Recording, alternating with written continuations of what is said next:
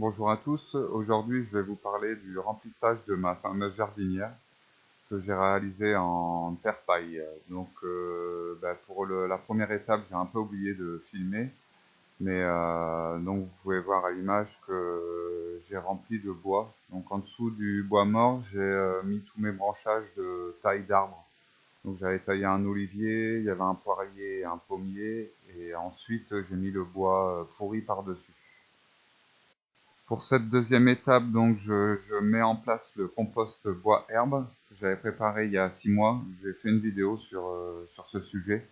Je crois que c'est Permaculture Dièse 9 si je ne me trompe pas. J'essaierai de vous mettre le lien dans cette vidéo. Donc j'ai mis 2 brouettes je crois, donc j'étale ce compost qui est un mélange de carbone et d'azote du coup. J'ai laissé composter ce mélange tout l'hiver. Ça aurait mérité un peu plus, mais bon voilà, là j'en avais vraiment besoin. Donc j'étale ce mélange sur mon bois pourri. Et ensuite, je vais venir faire un espèce de millefeuille.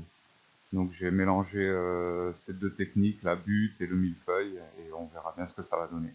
Ici, je vous fais un petit accéléré, histoire que la vidéo dure pas trop à fond. Donc je finis d'étaler mon compost. J'essaye de faire une couche homogène.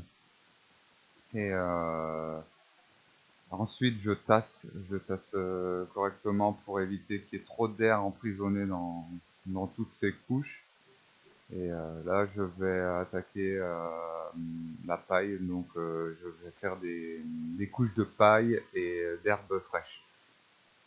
Donc, on va pouvoir voir que j'avais préparé de l'herbe coupée donc dans un big bag. J'avais coupé ça la veille. Et on voit, vous allez voir à l'image que ça chauffe pas mal. Quand je l'étale, on voit la fumée qui s'échappe. Donc voilà, je sais pas du tout ce que ça va donner. Je pense que ça va le faire. De toute façon, qui risque rien n'a rien. Donc j'ai mélangé les deux techniques, comme je vous disais. En dessous, c'est technique butte de permaculture avec bois pourri et tout ça. Et au-dessus, je fais un millefeuille pour pouvoir avancer la saison. Parce que le fait de faire ça, ça va chauffer dessous et du coup, mes plantes ne craindront pas le gel et tout ça, les gels tardifs, puisqu'on n'est pas encore au sein de glace. Donc il y a encore des risques. Là, le temps s'est vachement rafraîchi, mais bon, les plantes qui seront dans cette jardinière ne craindront pas grand-chose. Donc là, je vais étaler l'herbe. Donc vous allez voir que ça fume pas mal.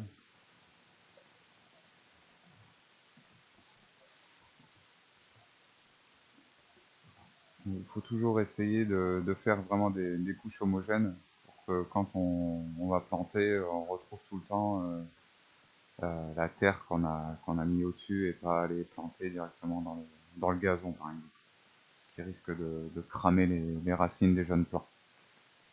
Voilà, donc pareil, je vais faire des accélérés histoire que ça dure pas trop longtemps.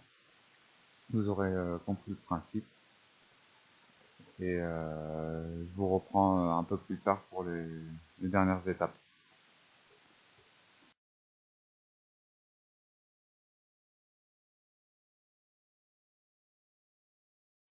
Pour vous faire patienter et éviter le gros blanc, je vais vous passer une petite compo d'une de mes filles, ce qui m'évitera des problèmes pour les droits d'auteur.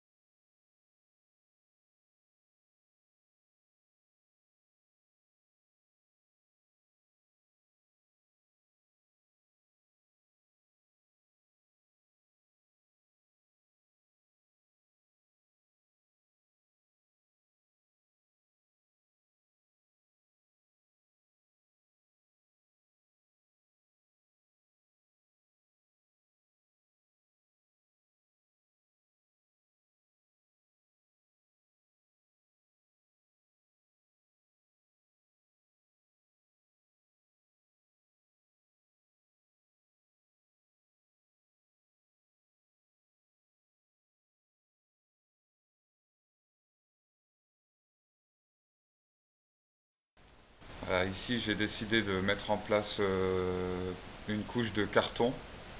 C'est des cartons que j'avais dans mes allées de potager.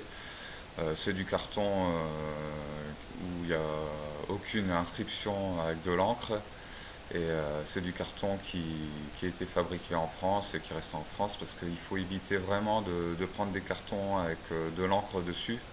Et surtout les cartons qui viennent de l'étranger par container parce qu'ils sont traités avec des insecticides et tout ça pour pas que les animaux les rongent. Voilà. Donc ça fait bien attention, si vous mettez du carton, il faut vraiment avoir du carton nickel. Donc ici j'ai décidé de mettre ces cartons pour séparer ma dernière couche. Donc ça va être la couche où je vais planter mes plants de légumes et peut-être faire des semis.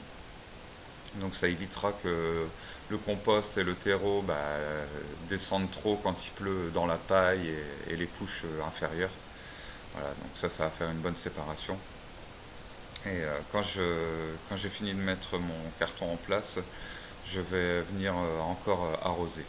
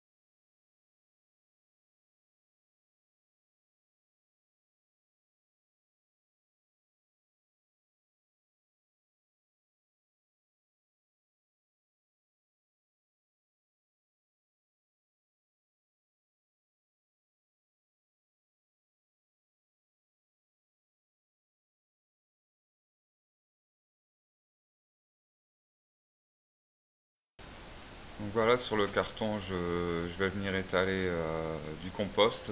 Donc ça c'est du compost ménager, hein, donc avec toutes les épluchures, les fans et tout ça de légumes.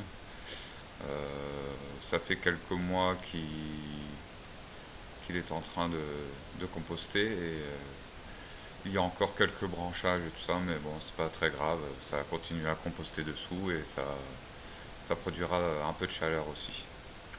Donc voilà, j'essaye d'étaler ça en couches homogènes et ensuite je vais venir installer par-dessus du terreau. Donc du terreau potager pour pouvoir replanter directement et sans attendre mes légumes.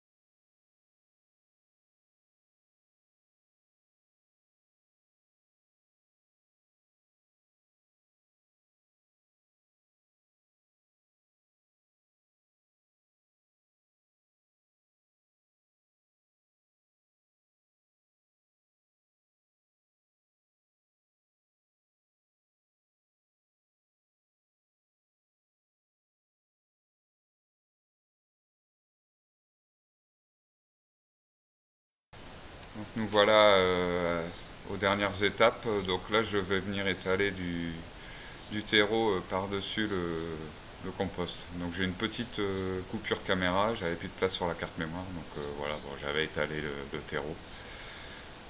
C'est du terreau français pour potager.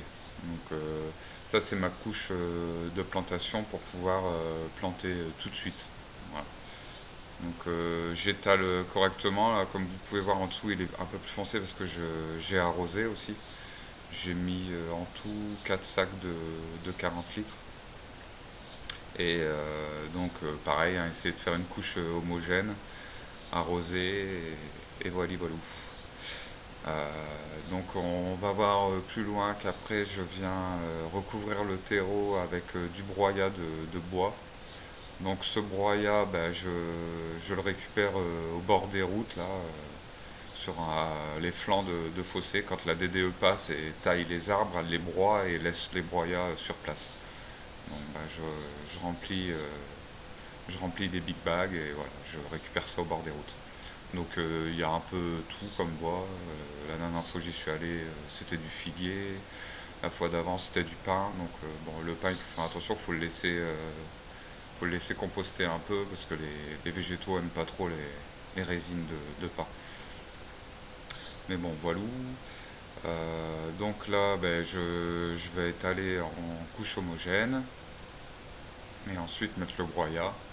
Et pour terminer, je viendrai mettre un bon paillage de paille par-dessus pour éviter l'évaporation et que le soleil tape directement sur tout ça. Voilà. J'espère que bah, cette vidéo vous aura plu et surtout vous aura donné des idées. N'hésitez pas donc à cliquer sur j'aime, ce qui fait monter la vidéo dans le référencement YouTube. Abonnez-vous si ce n'est pas fait pour voir la suite. Et partagez, voilà, si vous avez des amis qui parlent de permaculture ou qui sont décidés à se mettre au potager, partagez, partagez. Je vous remercie d'avoir visionné jusqu'au bout cette vidéo et je vous dis à très bientôt.